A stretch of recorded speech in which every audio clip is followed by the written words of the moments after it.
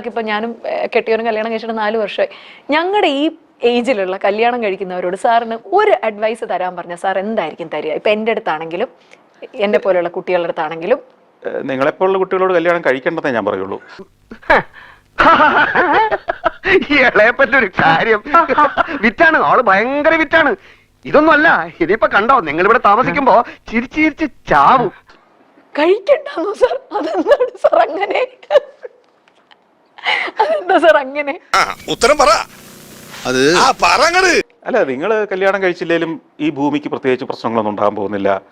ഈ കേരളത്തിൽ വലിയ പ്രശ്നങ്ങളൊന്നും ഉണ്ടാകാൻ പോകുന്നില്ല. സമൂഹത്തിലൊരു പ്രശ്നം ഉണ്ടാകാൻ പോകുന്നില്ല. അപ്പോൾ നിങ്ങൾ കഴിച്ചില്ലെങ്കിലും ഞങ്ങൾക്കൊന്നും ഒരു കുഴപ്പമില്ല.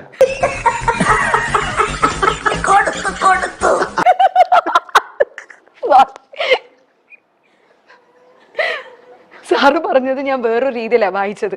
നിങ്ങൾ കല്യാണം കഴിച്ചില്ലെങ്കിലും ഞങ്ങളെ പോലുള്ള ആണുങ്ങൾക്ക് ഒന്നും ഇവിടെ സംഭവിക്കാൻ പോകുന്നില്ല, അത്ര ശല്യം ഞങ്ങൾക്ക് കുറഞ്ഞിരിക്കും. എന്ത് ചെയ്യുന്ന കോമഡിയാണ് കൊള്ളൂല്ലേ? പിന്നെ കേട്ടോ ശോഭ, കോമൺ സെൻസ് സീരിയലാത്തോണ്ട് എവിടെ പോയാലും ഇവൻ നോൺസെൻസ് മാത്രമേ സംസാരിക്കൂ. അതാണോ സാർ? എങ്ങനെ വേണേലും വായിച്ചോളൂ. സന്തോഷമായി ഗോപിയേട്ടാ.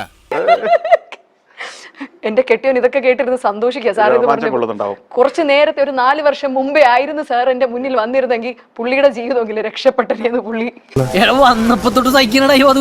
ഞാൻ അപ്പോഴും പറയാറുണ്ട്, ഇപ്പോഴും പറയുന്നു, ഒന്നും അവസാനിച്ചിട്ടില്ല. ഇത് ലോകത്തിന്റെ ചരിത്രമറിയാത്തവരുടെ വ്യാമോഹം മാത്രമാണ് എല്ലാം അവസാനിച്ചു എന്നത്. താങ്ക്സ് മോനെ ദിനേശ, താങ്ക്സ് അടിച്ചു പൊളിക്കടാ.